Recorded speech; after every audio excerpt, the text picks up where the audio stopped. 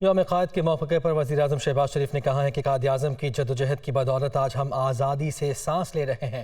قوم کو آج قائد اعظم کے اصولوں پر عمل پیرا ہونے کی ضرورت ہے۔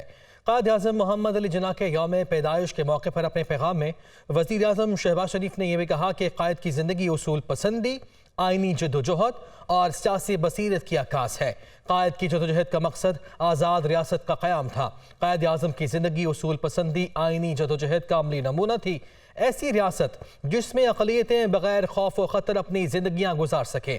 بھارت انتہا پسند سوچ کی وجہ سے اقلیتوں کے تحفظ میں ناکام ہے۔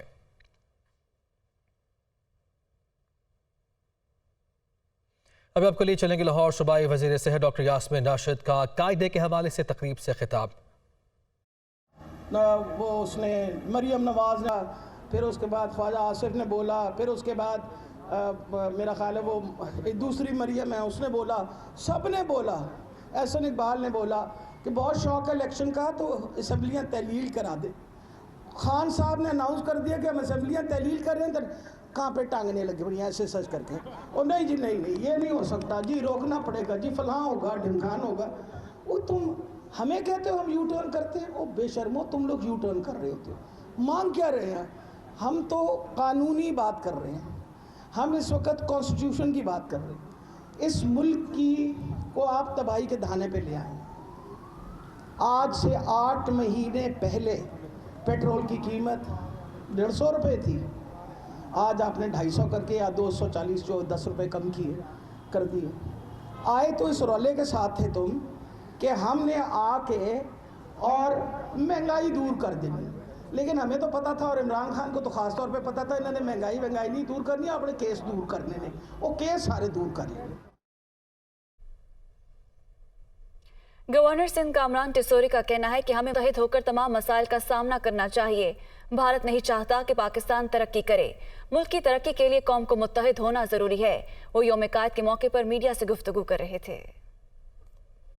پاکستان ہے تو ہم ہیں، اور اس کی ترقی میں ہم سب کا ساتھ اس لیے بھی ضروری ہے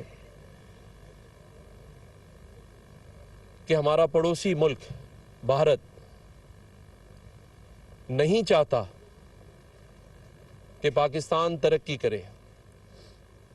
وہ ہماری ترقی کی راہ میں سب سے بڑی رکاوٹ ہے۔ نہ جانے کیوں وہ ہماری ترقی سے بھی خوفزدہ ہے، اور ہمارے ایسے معاملات جو کہ سیاسی بھی ہیں اس میں کہیں نہ کہیں ان کا عمل دخل نظر آتا ہے۔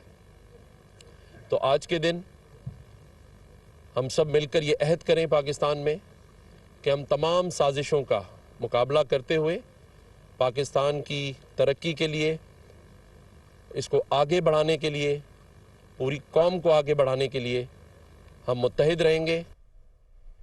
آگاہ کریں کہ بالاکوٹ میں رن آف ریور پن بجلی گھر تعمیر کرنے کا فیصلہ ایشیائی ترقیاتی بینک منصوبے کے لیے 30 کروڑ ڈالر فراہم کرنے پر تیار۔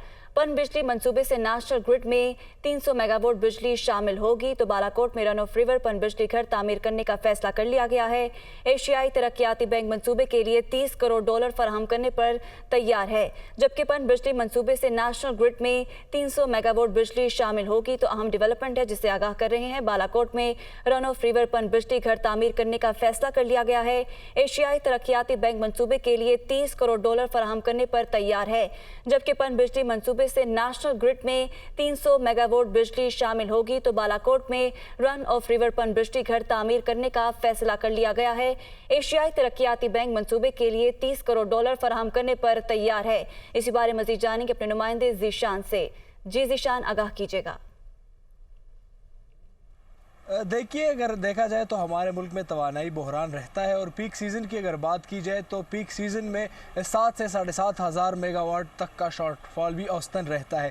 تو اس کے لیے اقدامات اٹھائے جا رہے ہیں، اور اسی کو مد نظر رکھتے ہوئے کے پی کے علاقے بالاکوٹ میں ایک پن بجلی منصوبہ تعمیر کیا جائے گا، جس کی فائنینسنگ کے لیے ایشین ڈیولپمنٹ بینک تیار ہے، اور ایشین ڈیولپمنٹ بینک 300 ملین جو ڈالرز ہے وہ فراہم کریں گے اس پن بجلی منصوبے کے لیے۔ اور پن بجلی جب तामीर होगा तो इससे नेशनल ग्रिड में 300 मेगावाट बिजली जो है वो नेशनल ग्रिड में शामिल होगी। और जब ये पन बिजली मंसूबा तामीर होगा तो तामीराती काम से तकरीबन 1200 लोगों को रोज़गार मिलेगा। 500 लोग ऐसे होंगे जो स्किल डेवलपमेंट प्रोग्राम से फ़ायदा उठा सकेंगे और ख़वातीन भी इसमें शामिल होगी। मैं आपको बताता चलूँ तो जो हाइड्रो पावर प्रोजेक्ट्स है ये जो है पुराने और लार्जेस्ट रिन्यूएबल सोर्सेज में से सबसे सस्ते भी है और इससे बिजली जो है आसानी से बनाई जा सकती है। तो बालाकोट में ये मनसूबा तामीर होगा जिससे 300 मेगावाट अपडेट कर रहे थे। तो पीटीआई अरकान असम्बली के इस्तीफों का मामला है। पीटीआई अरकान असम्बली 28 दिसंबर को कौमी असम्बली सेक्रेटेरिएट पेश होंगे। ज़राए के मुताबिक स्पीकर कौमी असम्बली के शाह महमूद कुरैशी के खत के जवाब के बाद अहम पेशरफ्त सामने आई है। पीटीआई अरकान ने 28 दिसंबर को पार्लियामेंट हाउस जाने का फैसला किया है। पहले तमाम अरकान असम्बली खैबर पख्तूनख्वा हाउस में इकट्ठे होंगे। इमरान खान अरकान असम्बली से वीडियो लिंक के जरिए खिताब भी करेंगे, जिसके बाद पीटीआई अरकान असम्बली शाह महमूद कुरैशी की क़यादत में पार्लियामेंट हाउस जाएंगे। अरकान असम्बली स्पीकर के सामने फर्दर पेश होकर अपने इस्तीफों की तस्दीक करेंगे। दूसरी जानिब पंजाब के सियासी महाज की बात की जाए तो हमजा शहबाज शरीफ का वतन वापसी का अहम फैसला सामने आया है।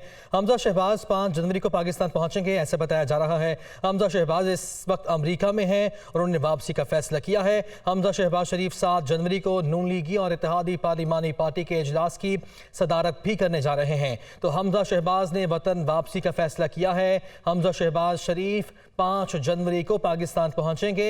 हमजा शहबाज इस वक्त अमेरिका में मौजूद हैं। ये बताया जा रहा है कि वो 5 तारीख को वापस आने जा रहे हैं और हमजा शहबाज शरीफ 7 जनवरी को नून लीगी और इत्तेहादी पार्लिमानी पार्टी के इजलास की सदारत भी करेंगे।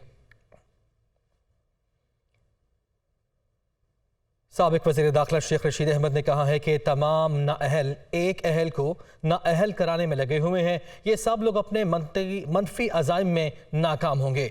उनकी जानिब से ट्वीट किया गया। शेख रशीद ने मज़ीद कहा कि इमरान खान के फैसलों को आवाम में पजीराई मिलती है और PDM को रुसवाई। बिलावल FATF के इजलास से बाइकआउट कर गए थे, अब वो कह रहे हैं कि FATF से उसने निकाला। शेख रशीद ने कहा कि अदालत में केस गवर्नर के नोटिफिकेशन का था, असम्बली तोड़ने और जोड़ने का नहीं। जब अवामी रायामा का एहतराम नहीं होता तो जमहूरियत नहीं आमरीयत होती है। अभी खबर यह है, वज़ीर आला पंजाब चौधरी परवेज़ इलाही ने हसनैन बहादुर दरीशक का इस्तीफ़ा नामंजूर कर लिया है। वज़ीर आला पंजाब चौधरी परवेज़ इलाही ने कहा है कि हसनैन बहादुर दरीशक उनकी काबीना के काबिल वज़ीरों में से एक हैं। हसनैन बहादुर दरीशक उनके लिए वैसे ही हैं जैसे मुनिस इलाही हैं। हसनैन बहादुर दरीशक की परफॉर्मेंस बहुत अच्छी है।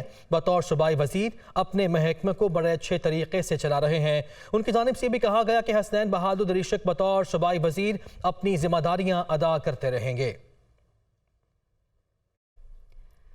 वफाकी वज़ीर अय्याज सादी का कहना है कि इमरान खान ने तोशा खाना से मामूली कीमत पर तहाइफ लिए और फरोख्त कर दिए।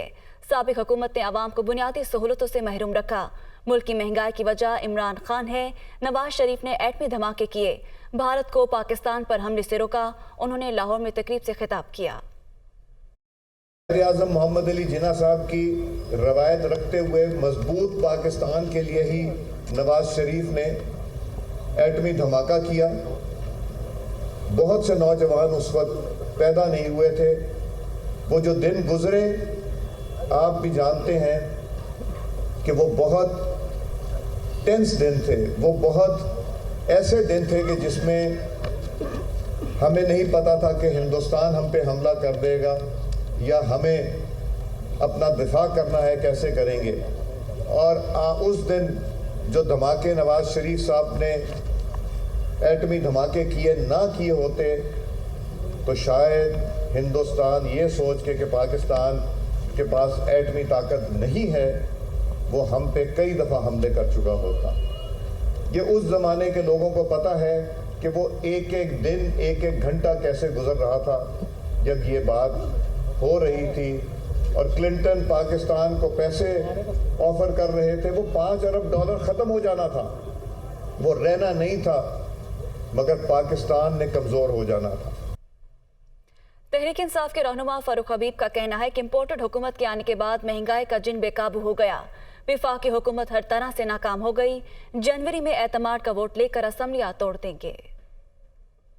हुकूमत पिछले 8 माह से जो रजीम चेंज साजिश के तहत पाकिस्तान के अंदर इक़्तिदार में आई है, इस इम्पोर्टेड हुकूमत ने मुल्क को आगे ले जाने के बजाय मुल्क को पीछे लेके चले गई है। जो कहते थे महंगाई कम करेंगे, आज महंगाई कम करने की बजाय उनसे महंगाई का जिन जो है वो काबू में नहीं आ रहा। जनवरी के पहले हफ्ते के अंदर हमारे अरकान जो मुल्क से बाहर थे उनको भी वापस बुला लिया गया है और हम अपने लोगों को जमा कर रहे हैं और वोट ऑफ कॉन्फिडेंस की तरफ हम जा रहे हैं और हम वोट ऑफ कॉन्फिडेंस भी लेंगे। वोट ऑफ कॉन्फिडेंस लेते साथ ही अगले लम्हे जो है वो असम्बलियों को तहलील किया जाएगा।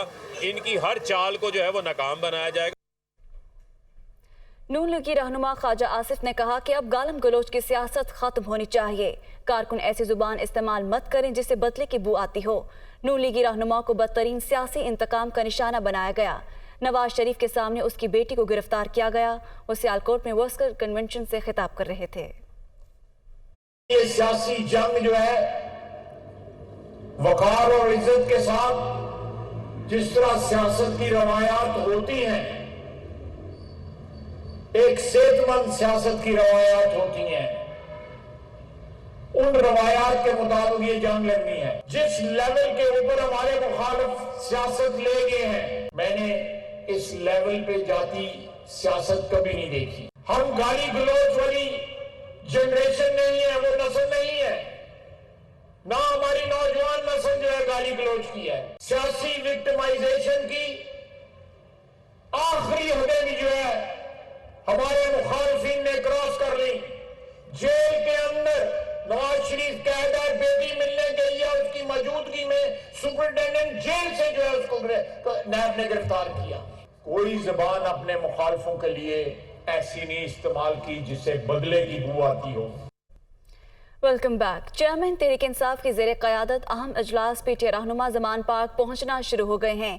फवाद चौधरी का कहना है कि असम्बलियाँ हर सूरत तहलील होंगी। जल्द पार्लिमानी पार्टी का इजलास बुला रहे हैं। इसी बारे मजीद जानेंगे अपने नुमाइंदे लियाकत अंसारी से।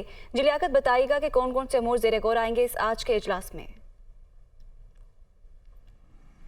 देखिए, आज दो अहम इजलास हैं। एक तो जो पीटीआई की मीडिया स्ट्रेटजी कमेटी है उसका इजलास है, जिसमें मीडिया के हवाले से जो सियासी मंजरनामे पर इशू बने हैं उसके लिए हिकमत अमली तय की जाएगी। और दूसरा जो पीटीआई की सीट एडजस्टमेंट और वज़ीर आला पंजाब में परवेज़ राय से एतमाद के वोट पर मुज़ाकरात करने वाली कमेटी है उसका इजलास है। वो रात होने वाली अपनी परवेज़ राय के साथ मुलाकात के हवाले से एतमाद में लेगी कि एतमाद के वोट के लिए क्या इक़दाम किए जा रहे हैं और इस वक्त अरकान की क्या सूरत हाल है। इन इजलासों में शिरकत के लिए पार्टी के सीनियर रहनुमा पहुंचना शुरू हो चुके हैं। अब मरकज़ी सीनियर नायब सदर फवाद चौधरी, पार्टी के एडिशनल सेक्रेटरी इत्तलात जो है हसन खावर और दीगर रहनुमा इस वक्त पहुंच चुके हैं।